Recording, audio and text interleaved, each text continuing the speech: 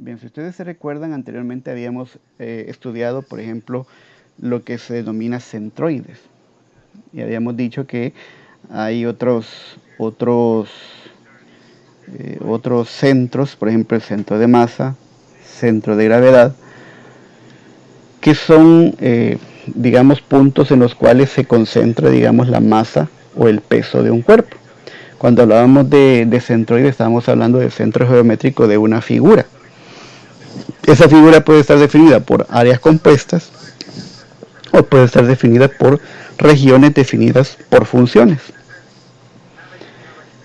Entonces los momentos de inercia están asociados justamente a esos centroides. ¿De qué forma? Bueno, primero voy a colocar esto. Aquí tengo esta es una viga, por ejemplo, dice que trabaja a fricción. Entonces, si ustedes se fijan, en los extremos aparecen soportes. ¿Sí? Aquí aparece un soporte, un perno liso, por ejemplo. O sea, un apoyo que tiene dos componentes de una reacción, y aquí tenemos un rodillo. Entonces, ¿qué ocurre en este caso? Bueno, es como que nosotros tuviéramos, no sé si me alcanzan a ver acá. Déjenme ver.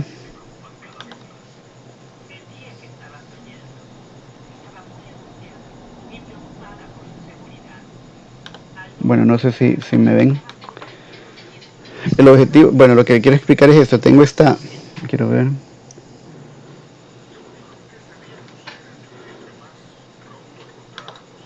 Vale, por ejemplo, tengo esta.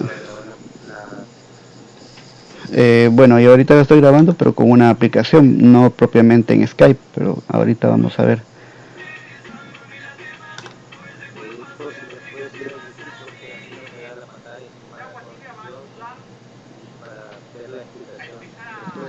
Vale, de acuerdo. Vale, por ejemplo, yo tengo esta regla aquí, no sé si me alcanzan a ver. Bueno, tengo esta regla. Esta regla, ustedes ven, se puede doblar. Digamos, esto va a ejemplificar una viga. Entonces, cuando se encuentra sometida a la fuerza debida a los soportes, quiere decir que recibe un empuje en este extremo y otro empuje en este.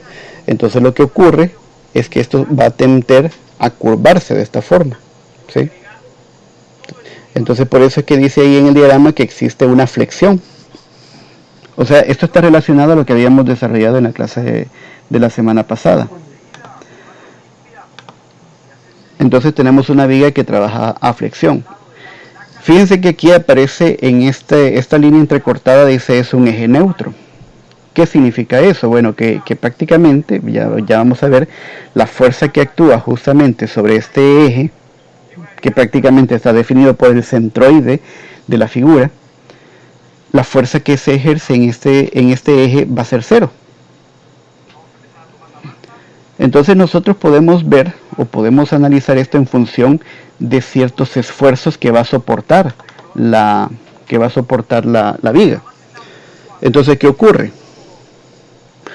Que cuando eso pasa, que cuando los soportes realizan esa fuerza, aquí vamos a tener entonces una cierta flexión y vamos a tener que las moléculas de aquí de la parte inferior se van a distanciar entre ellas. O sea, porque existe, digamos, una flexión que nos deja una concavidad hacia arriba. Entonces, ¿qué pasa? En la parte de abajo, las moléculas de esa parte se van a separar. ¿De acuerdo? Y las moléculas de la parte de aquí arriba, de la parte superior de la viga, van a tener, ok, gracias Diana, entonces van a tener van a estar experimentando una compresión. ¿Por qué? Porque estas moléculas de aquí arriba van a acercarse cada vez más y se van a unir entre ellas, van a estar presionadas, ¿sí? Entonces, si aquí arriba existe una compresión, en la parte de abajo va a existir una tensión. ¿De acuerdo? A eso se refiere el diagrama que yo les estaba colocando aquí. Entonces aquí vamos a tener, si se fijan, van a ser cargas distribuidas. En la parte de abajo, repito, va a haber una fuerza que va a ser de tensión. Este es el diagrama de esfuerzos. Vamos a representar esta carga distribuida con una cierta pendiente, y en la parte superior las moléculas van a tener una fuerza de compresión, se van a estar presionando con mayor fuerza unas con otras. Entonces, eso es lo que ocurre cuando se da una flexión en una viga. Si nosotros observamos la sección transversal, podemos tener una viga en forma de I, una viga en forma de T, una viga en forma de U o de C. Entonces vamos a tener esto. Entonces, ¿qué ocurre?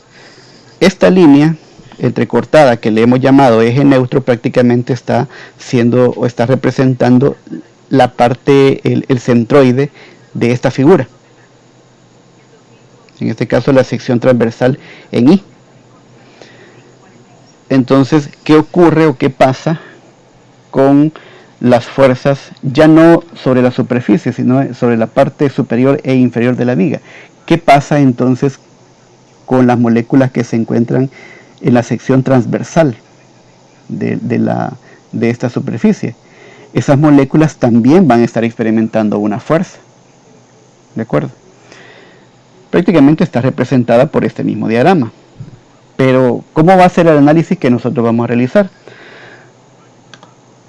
Entonces, esto que está especificado acá, dice que es la sección longitudinal vertical de una viga que se está deformando. Esta línea rosadita que aparece acá, continua, es el eje que les mencionaba acá, el eje neutro. ¿Sí? Entonces se da esa curvatura, que es una concavidad hacia arriba, y, repito, nosotros podemos ir calculando, podemos ir viendo en la sección transversal cuáles son los esfuerzos que se están aplicando sobre cada punto, sobre cada sección de esta área, ¿sí? De toda esta área, que en este caso es una viga en forma de T. Quiere decir que nosotros lo que podemos hacer es ir seccionando, digámoslo de esta forma, lo voy a decir de esta manera, podemos ir cuadriculando el área de sección transversal de una viga. Tenemos, este es el eje neutro, por ejemplo, este X, bueno, por lo menos este es el eje centroidal. Tenemos el área, nosotros podemos representar ahí, o tomar ahí un diferencial de área, que sería este de acá. Pero si ustedes se fijan, ese diferencial de área tiene una distancia de separación con respecto al eje centroidal, una distancia Y. ¿De acuerdo? Entonces lo que nosotros vamos a hacer es que vamos a ir seccionando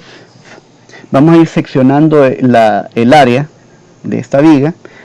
Como les decía, la podemos ir cuadriculando, podemos ir haciendo o dibujando diferenciales de área, diferenciales de superficie, y al final vamos a tener una infinidad de diferenciales. Entonces este diagrama que aparece acá son todos los diferenciales en que nosotros podemos dividir esa área. ¿De acuerdo? Entonces, ¿qué ocurre en cada uno de estos diferenciales? Pues fíjense que aquí lo que va a pasar es que cada uno de esos diferenciales de área van a estar experimentando una fuerza. Las fuerzas son estos vectores rojos que nosotros vemos en esta otra figura, en esta otra viga. ¿De acuerdo? Entonces, cada diferencial va a estar soportando estas fuerzas, que aquí aparecen representadas como un delta F. Bueno, aquí no se alcanza a ver bien la ecuación. Esa fuerza F va a estar definida por una constante de proporcionalidad, una K, por la distancia Y, que es la separación entre el eje X y cada uno de los diferenciales. ¿De acuerdo? Esta Y que aparece aquí. Y eso va a quedar multiplicado por un delta de área. ¿Me explico? Que aquí, repito, aquí no aparece la A, pero esto es el delta de área, o sea, cuánto vale este pequeño cuadrito de área que nosotros estamos esquematizando aquí en esta viga. Entonces quiere decir que cada una de las fuerzas nosotros la podemos calcular a partir de esta ecuación.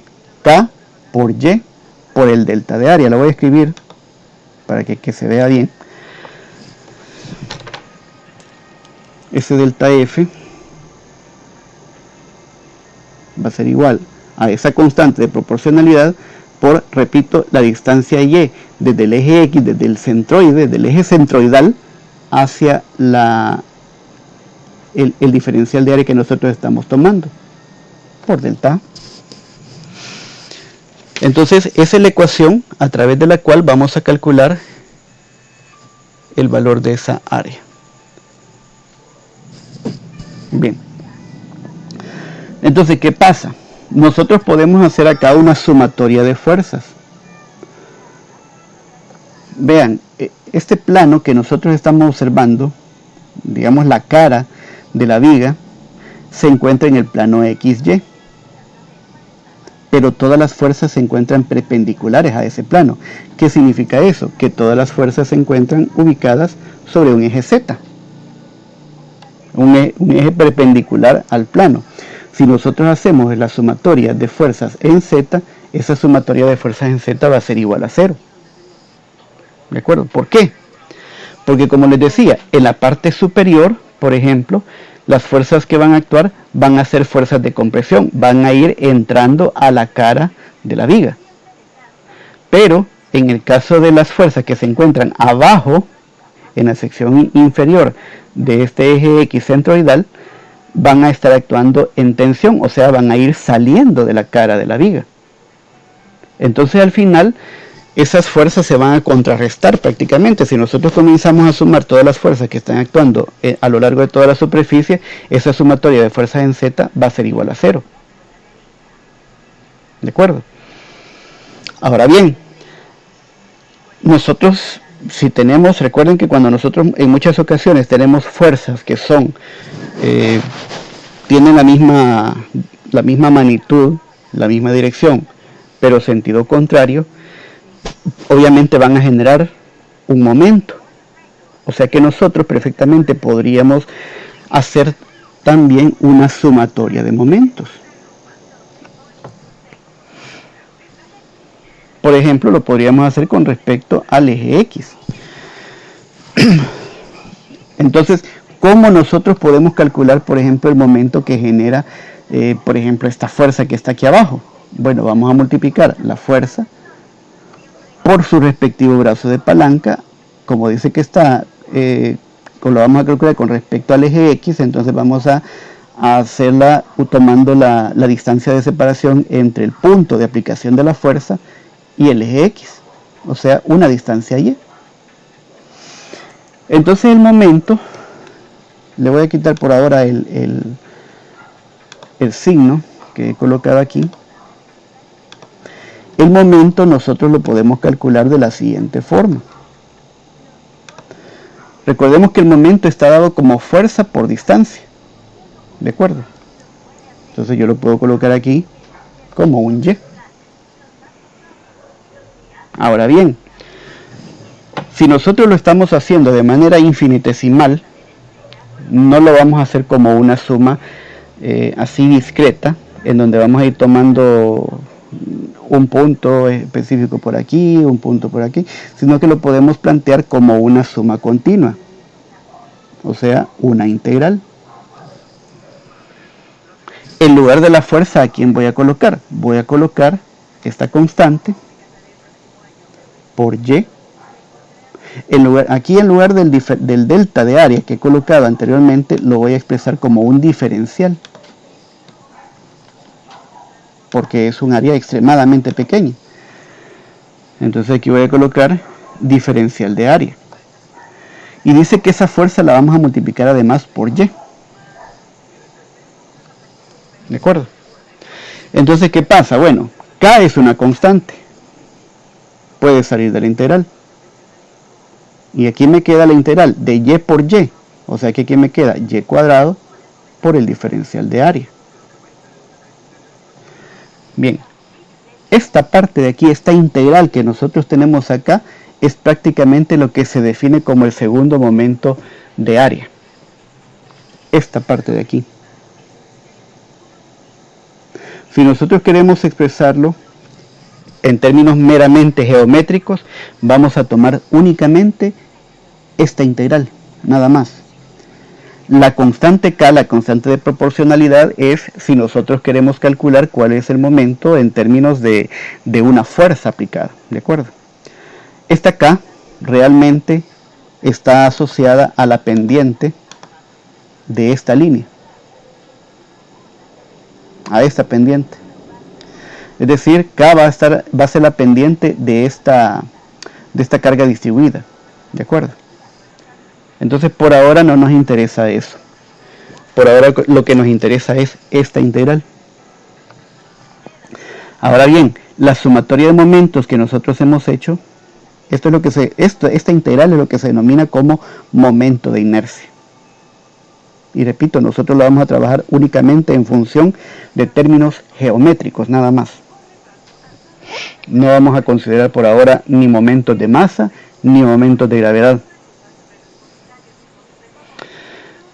Esto es con respecto al eje X.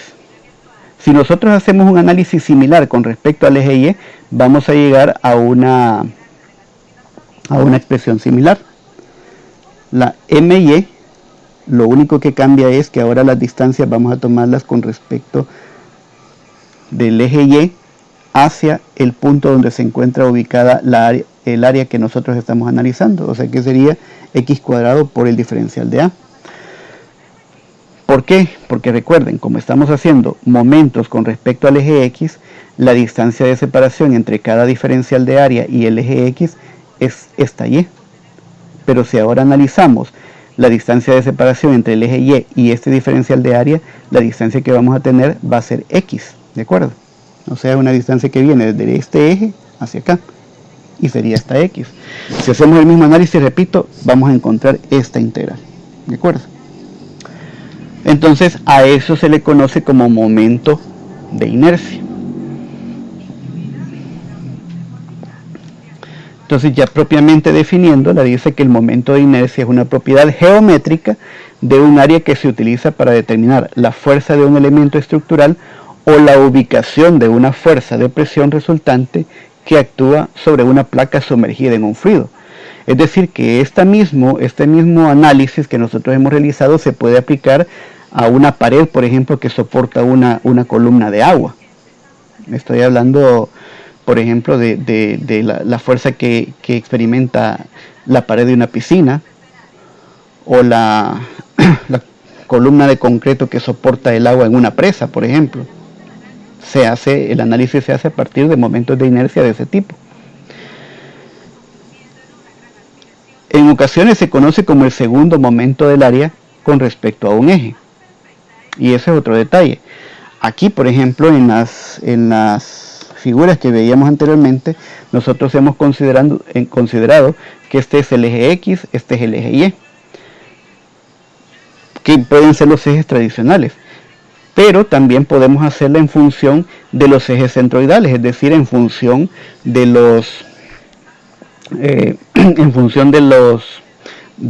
dónde se queda ubicado el centroide de una figura, que puede ser que no necesariamente sea en este punto que está en donde se está uniendo el eje X y el eje Y, sino que quede ligeramente abajo, por decir algo. Entonces ahí tenemos que hacer un cálculo adicional para encontrar ese momento. Bien, en ocasiones se conoce como el segundo momento del área con respecto a un eje, porque la distancia desde el eje hasta cada elemento de área es elevada al cuadrado. O sea, esa característica de que la ecuación, la integral de una de las variables queda elevada al cuadrado, entonces por eso se le conoce como segundo momento del área. Entonces, esto es lo que les mencionaba. Si se conoce el momento de inercia de un área con respecto a su eje centroidal, entonces es posible determinar el momento de inercia con respecto a un eje paralelo correspondiente. Para eso vamos a hacer uso del teorema de los ejes paralelos. Déjenme ver. ¿En qué consiste el teorema de ejes paralelos? Digamos que tenemos un cuerpo. Aquí tenemos este cuerpo que nosotros podemos dividir o seccionar en diferenciales de área. Aquí aparece 1. Esta línea B', esta línea de acá, perdón, se nos fue por otro lado. Esta línea de acá representa, esta línea B', es un eje que representa el centroide de esta figura. De hecho, ahí aparece el punto C, que es el centroide. Pero digamos que nosotros no queremos encontrar el momento de inercia con respecto a ese eje centroidal, sino con respecto a un eje paralelo, que está señalado por el eje A', este de aquí abajo. Entonces, ¿qué ocurre? Si nosotros vamos a plantear el momento de inercia, que aquí ya lo vamos a representar como I, como la letra I, por la deducción que habíamos hecho anteriormente, decíamos en la integral de y al cuadrado por el diferencial de área. Pero esta y, recuerden, es la distancia de separación entre el diferencial y el eje. Bueno, si vamos a trabajar con respecto al eje centroidal, la distancia sería y'. Pero como nos están pidiendo, o nos van a pedir el momento de inercia con respecto a un eje paralelo a ese eje centroidal, entonces tenemos que medir toda la distancia, desde el diferencial de área hasta ese eje. O sea, toda esta distancia. Entonces tendríamos que sumar y' más una distancia d. ¿De acuerdo? Solamente para considerar la distancia de separación entre este diferencial y el eje con respecto al cual vamos a calcular el momento de inercia. Entonces, en lugar de y al cuadrado vamos a sustituir y' más d, todo eso elevado al cuadrado, por el diferencial de área. Si separamos la integral, vamos a tener que nos queda la integral de y' al cuadrado por el diferencial de área, más 2 veces y' por el diferencial de área, más la distancia d, que esta distancia va a permanecer constante porque solamente nos está señalando la separación entre el eje centroidal y el eje con respecto al cual vamos a hacer el cálculo del momento. Entonces, ¿qué ocurre? Si nosotros hacemos el análisis de estos dos términos, por ejemplo, de este y'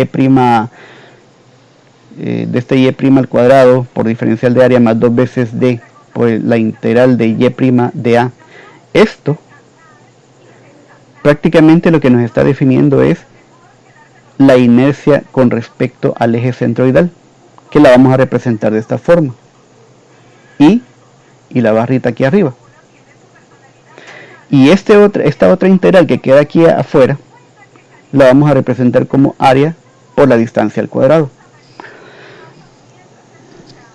Ahora voy a colocar aquí las ecuaciones, cómo debe quedar entonces si nosotros queremos calcular el momento de inercia con respecto al eje X o a un eje X.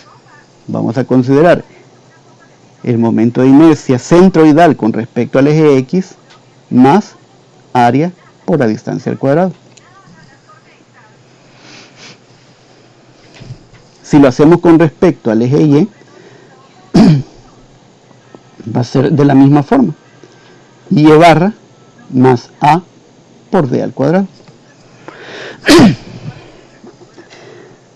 Ahora, estos serían entonces los momentos de inercia de X y Y con respecto a un eje paralelo al eje centroidal. De hecho, esta ecuación que nosotros tenemos aquí, esta integral que estoy encerrando ahorita, nosotros la podemos expresar también en términos de ix. Aquí va a ser y cuadrado de a, e y va a ser la integral de x cuadrado por el diferencial de área. Entonces, básicamente esas son las ecuaciones que nosotros vamos a utilizar. ¿De acuerdo? Entonces, en la clase de hoy voy a, bueno, dependiendo del tiempo, vamos a ver si me alcanza el tiempo, me gustaría trabajar con dos tipos de problemas. Permítame.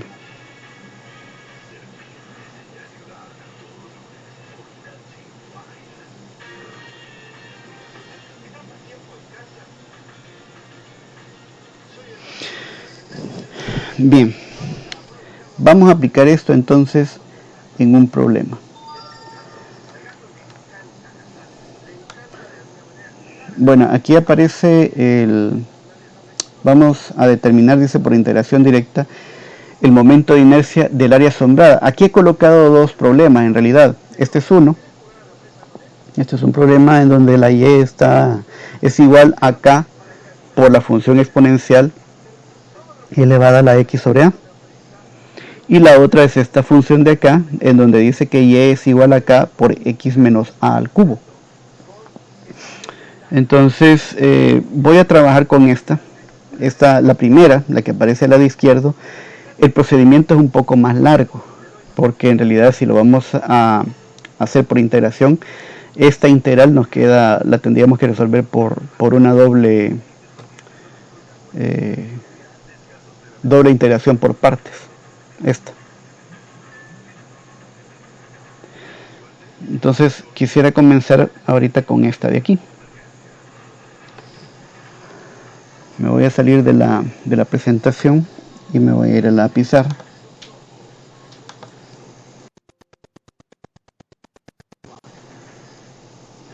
Bien, aquí. Déjenme ver. Sería esto. Bien, el enunciado dice lo siguiente: determine por interacción directa el momento de inercia del área sombreada con respecto al eje Y. Permítanme. Vale, con respecto al eje Y.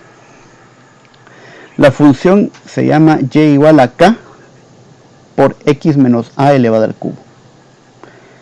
Tenemos la región sombreada y tenemos dos valores, a y b. Aquí tenemos a, 2a y b. Bien, ¿qué tenemos que hacer? Primero, no sabemos cuánto vale ese valor de k. Sin embargo, a partir de los valores que nos está definiendo la gráfica, podemos encontrar cuánto vale. ¿Cómo? Bueno, podríamos tomar este punto de aquí arriba, ese punto. ¿Cuánto vale x en ese punto? X vale, si lo fijamos, si este es el origen, entonces la distancia va a ser a más 2a, es decir, 3 veces a. Si x entonces vale 3a, vemos que la función y toma el valor de b. Entonces, si x vale 3a, y es igual a b. En ese punto vamos a sustituir x y y en la función. En lugar de y vamos a escribir b. Eso es igual a k por, ¿quién es x? Es 3a. Y a 3a le restamos a elevado al cubo. Entonces tenemos que encontrar, repito, cuánto vale esta k. Por lo tanto, aquí vamos a tener b igual a k por 3a menos a es 2a. Y eso queda elevado al cubo. Al despejar k, eso tendría que ser b sobre 2 al cubo es 8. A al cubo es a cubo. Entonces, con ese punto ya podemos identificar, o ya sabemos que el valor de la constante es b sobre 8a al cubo. Bien, como nos dice que tenemos que encontrar el momento de inercia con respecto al eje Y, vamos a utilizar la integral que corresponde al cálculo del momento de inercia con respecto a Y, en donde decíamos que aquí vamos a colocar una distancia x, porque es la distancia de separación desde el eje Y hasta el diferencial que nosotros vamos a tomar acá, sería x cuadrado por el diferencial de área.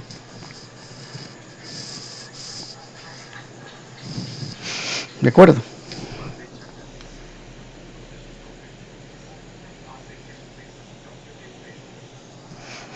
Bien, entonces vamos a tomar ahora un diferencial. Vamos a tomar un diferencial vertical. Vamos a tener entonces este triangulito de aquí. Este diferencial tiene un espesor que le vamos a llamar dx. ¿Cuál va a ser su altura? Bueno, como el límite lo define la función de y, entonces la altura va a ser el punto más alto, que sería y menos el eje x. O sea que el diferencial de área, bueno, aquí le voy a especificar, esta altura se va a llamar y. O sea que el diferencial de área o el área de este pequeño diferencial que yo acabo de dibujar va a ser igual. ¿A quién? A la altura, que está definida por y, multiplicado por el diferencial de x. ¿Me explico? Es decir que ahora en lugar del diferencial de área yo voy a escribir esto, y de x.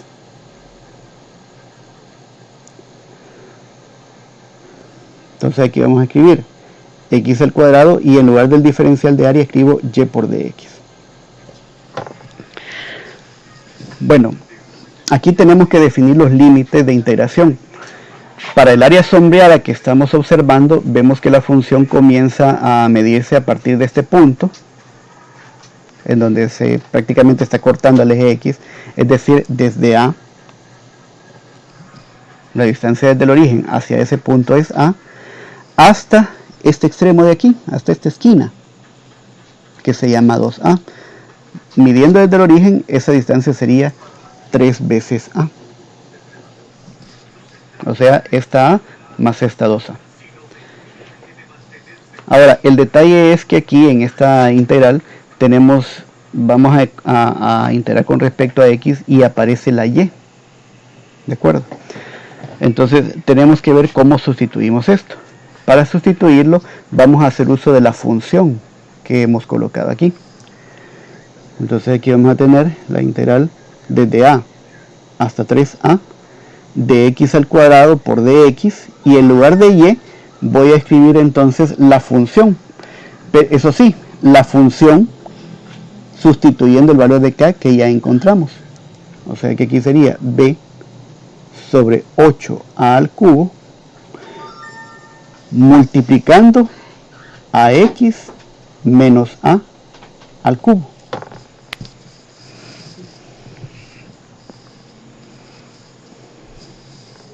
¿De acuerdo?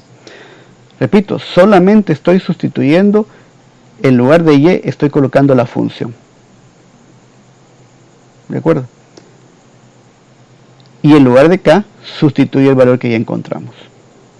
Y luego escribo todo lo demás tal como se encuentra. Ahora, ¿qué pasa aquí? Aquí tenemos este x menos a al cubo. O sea, tenemos que desarrollar este producto. Este término b sobre 8a al cubo es un término constante. O sea, puede salir de la integral.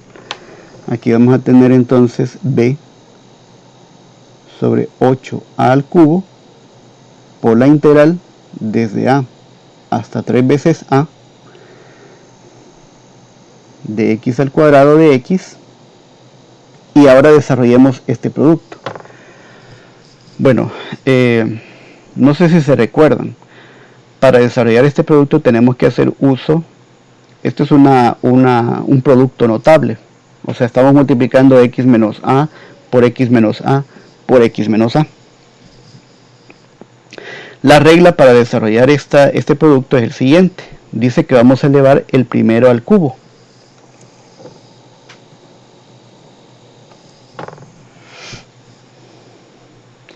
Luego, como aquí aparece un signo menos, los signos se van a ir alternando. El primero va a ser positivo, el segundo va a ser negativo. Entonces aquí coloco menos. Ahora, como es al cubo, yo tengo que multiplicar por 3. ¿De acuerdo? Entonces ahora, a esta x le resto un 1 a su exponente. O sea, aquí voy a escribir x al cuadrado, pero le voy a sumar 1 al exponente de a. Si aquí la a no aparece es porque a está elevado a la 0. Y todo número elevado al exponente 0 es 1. Entonces aquí le sumo 1 al exponente, quedaría a. El siguiente término va a ser también vamos a alternar los signos, les decía, va a ir más, menos, más. Volvemos a multiplicar por 3. Le bajamos al exponente de x, aquí x quedaría de 2 a 1, y le subimos el exponente a la a, aquí quedaría a cuadrado. ¿De acuerdo? Y luego, otra vez un signo menos, le reducimos 1 a la x, aquí aparece x a la 1, o sea que aquí quedaría x a la 0. Aquí ya no vamos a multiplicar por ningún factor. X a la 0 sería 1 y le subimos 1 al exponente de a. O sea que aquí quedaría simplemente a al cubo. ¿Y esa regla cómo se llama? Fíjese que en realidad es el caso, déjeme recordarme, es un caso de factoreo, pero no recuerdo si es el número 8. En realidad lo que estamos haciendo, ¿de dónde salen estos coeficientes? Por ejemplo, salen del triángulo de Pascal. No sé si se recuerdan. Si el exponente es 0, solo tenemos que colocar un 1. Si el exponente es 1, es para un binomio. Aquí sería x menos a. Bueno, si tenemos que x vale 0, o sea, si el exponente vale 0, esto se convierte en 1. Aquí tenemos, es este coeficiente que tenemos acá. Si le ponemos aquí un exponente 1, entonces tenemos el coeficiente para x va a ser 1, el coeficiente para a va a ser 1. Luego el triángulo de Pascal dice, voy a colocar un 1 aquí, sumo estos dos, aquí quedaría 2, y aquí le colocamos al final un 1. El primer término corresponde al coeficiente 1, en donde decimos el cuadrado, si esto está elevado al cuadrado, estuviera elevado al cuadrado, el cuadrado del primero menos el doble producto del primero por el segundo más el segundo al cuadrado. Y si tenemos x menos a y aquí está elevado al cubo, aquí está elevado al cubo, entonces comenzamos con un 1, sumamos 1 más 2, 3, 2 más 1, 3, y aquí terminamos con un 1. Entonces, si ustedes se fijan, estos coeficientes que aparecen aquí, 1, 3, 3, 1, corresponden a los coeficientes que hemos colocado a cada término. ¿De acuerdo? Sí, como le repito, es uno de los casos de factoreo. No recuerdo si es el caso 7 u 8, algo así. No recuerdo exactamente ahorita. De factoreo. Bueno, el detalle es que ahora, ya que hemos construido, ya que hemos desarrollado, mejor dicho, este producto, vamos a tener que reacomodar, readecuar esta integral. Entonces aquí nos queda que y va a ser igual. Recuerden que este término siempre va a ser constante, b sobre 8a al cubo. La integral viene desde a hacia 3a y comenzamos a desarrollar el producto de x al cuadrado por cada uno de los términos dentro del paréntesis. Es decir, que aquí quedaría x a la quinta. Aquí quedaría x al cuadrado por menos 3x al cuadrado a.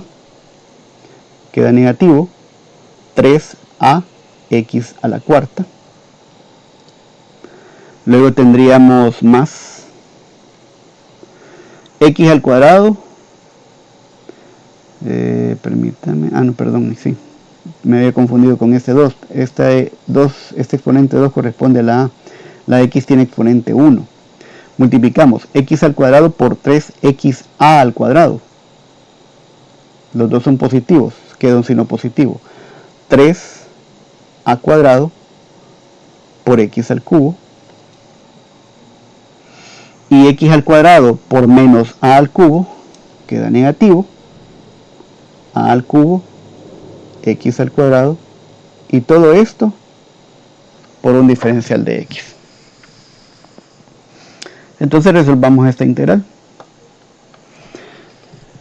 Les voy a pedir que por favor me ayuden con la evaluación de la integral.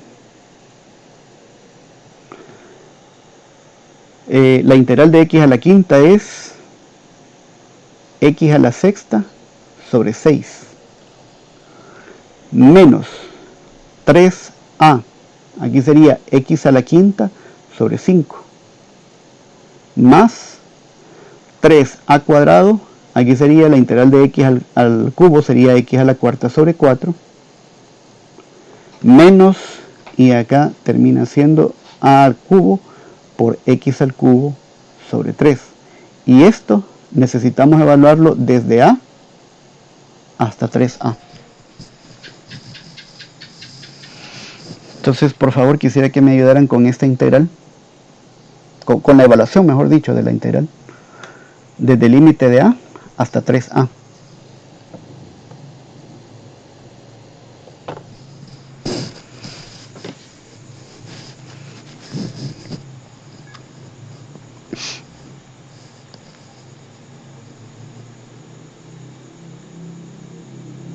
Inge, solo tengo una duda. Dígame.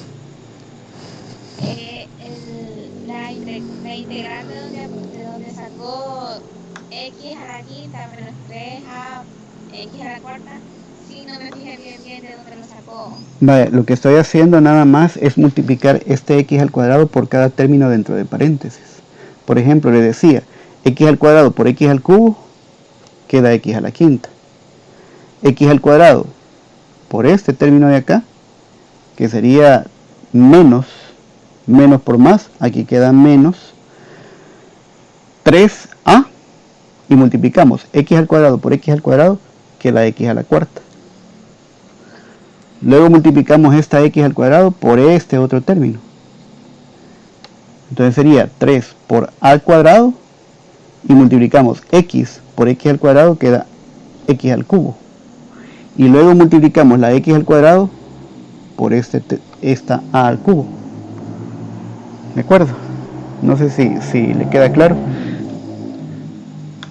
De acuerdo, sí, hoy sí. Gracias. Entonces nos resulta esta integral.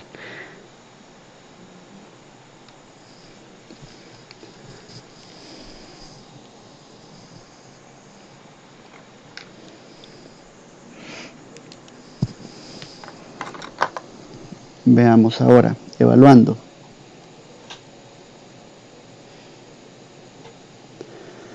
Eso termina siendo constante. Aquí quedaría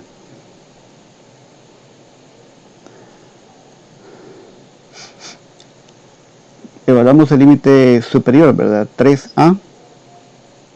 Esto quedaría elevado a la sexta sobre 6. Menos 3a. En lugar de x a la quinta voy a escribir 3a elevado a la quinta sobre 5. Más 3a cuadrado. La x, en lugar de la x escribo 3a elevado a la cuarta sobre 4. Menos a al cubo. La x, en lugar de x escribo 3a elevado al cubo sobre 3. Y a esto le vamos a restar lo mismo, pero que ahora vamos a evaluar el límite inferior. A a la sexta sobre 6 menos 3a por a la quinta entre 5 más 3a cuadrado. En lugar de la x escribo a elevado a la cuarta dividido entre 4 menos a al cubo por a al cubo dividido entre 3.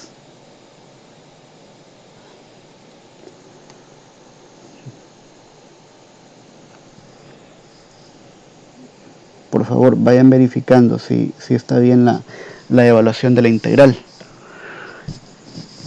Y de ser posible, si tienen el resultado de toda la evaluación.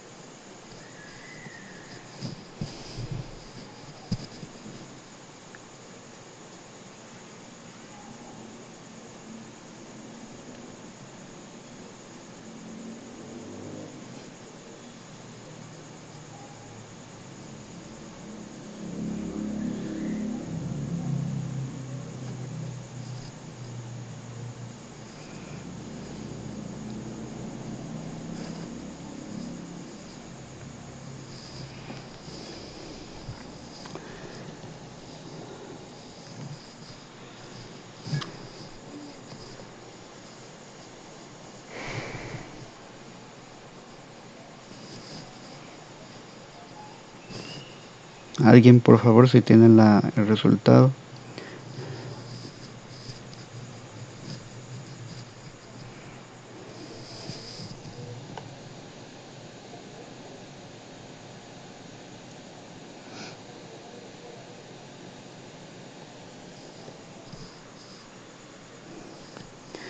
A ver, 3 a la sexta. Eso es 729. Aquí quedaría 729 a la sexta sobre 6. Menos. En este creo que siempre queda 3 a la sexta, porque es 3 por 3 a la quinta. Siempre quedaría 729. A a la quinta por a, otra vez queda a la sexta dividido entre 5, más, aquí sería 3 a la cuarta por 3, o sea 3 a la quinta, 243. 243, sí, creo. Sí, verdad, gracias. Siempre queda a la sexta sobre 4, menos, aquí quedaría 3 al cubo, eso sería 81, no, 27.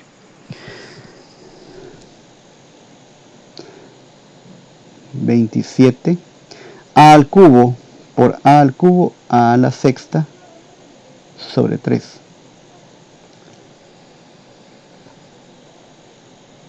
Menos.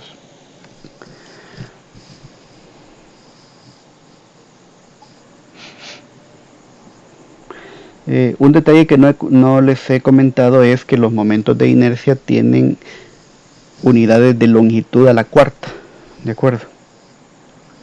O sea, eso tengámoslo presente también. Aquí quedaría a la sexta sobre 6 menos 3 a la sexta sobre 5. Aquí otra vez 3 a la sexta sobre 4 menos a la sexta sobre 3. Permítanme que se me descargó esto. Ok.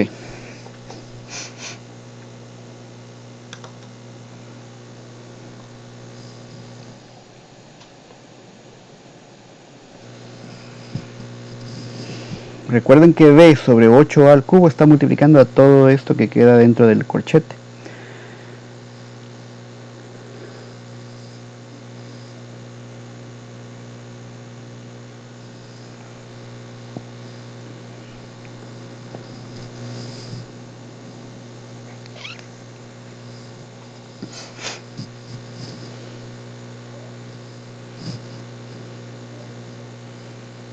Solo les voy a pedir que me permitan un momentito, ya voy a regresar mientras resuelven la evaluación.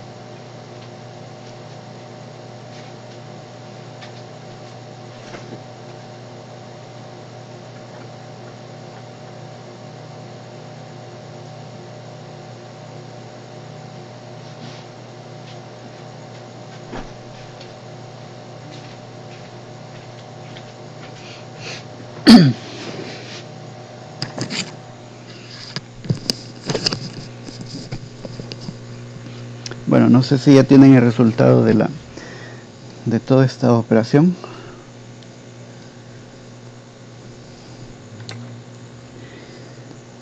Vaya, les repito, ahorita no estamos trabajando con distancias, es decir, no tenemos unidades, no sabemos cuánto la A en términos, si está expresado en términos de metros, milímetros, pulgadas, igual a B.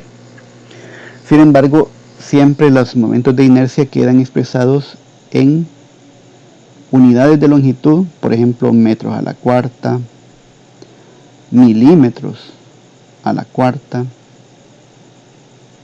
pulgadas a la cuarta. Entonces debemos tener cuidado de que todos los momentos de inercia queden expresados en función de longitudes elevados al exponente 4.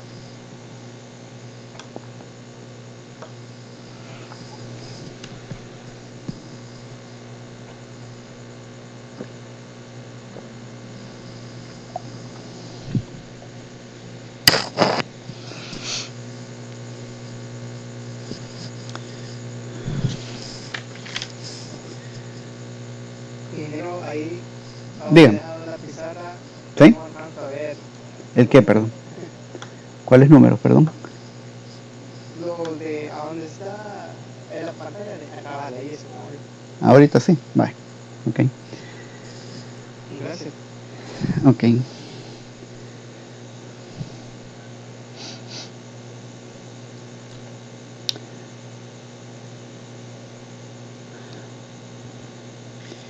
Y seguro una app que estoy usando,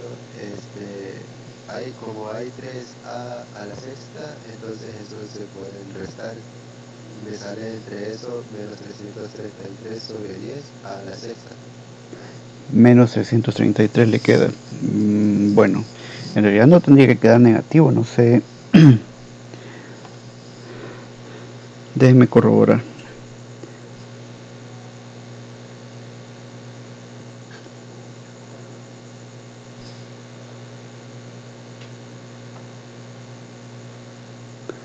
Entre 4 menos 27.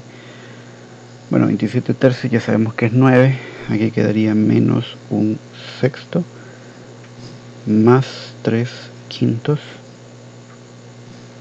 más 3 cuartos. Perdón, menos quedaría menos 3 cuartos más un tercio. Fíjese que a mí me queda un valor positivo. Lo único que lo tengo expresado en decimales. Déjenme ver.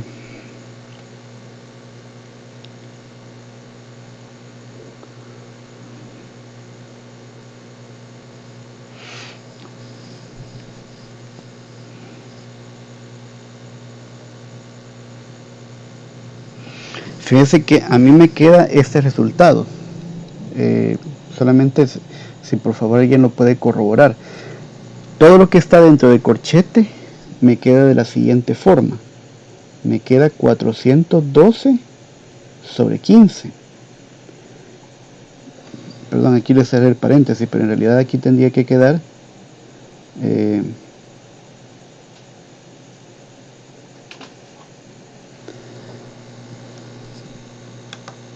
aquí tendría que quedar a la sexta,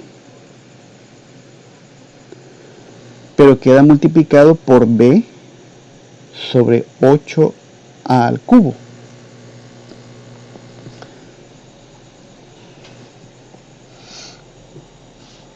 Si nosotros hacemos la operación de 412 entre 8 por 15, o sea, lo del numerador lo dividimos entre el producto de 8 por 15, al final me queda 103 sobre 30. Y quedaría multiplicado, como es a la sexta entre a al cubo, aquí me queda a al cubo por b. Bueno, ese es el resultado que me acaba de dar a mí.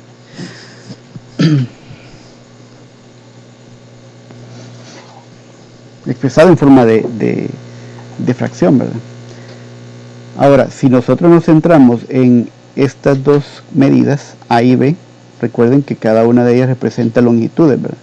Entonces tenemos una longitud al cubo por otra longitud, al final nos queda justamente las unidades que vamos a tener.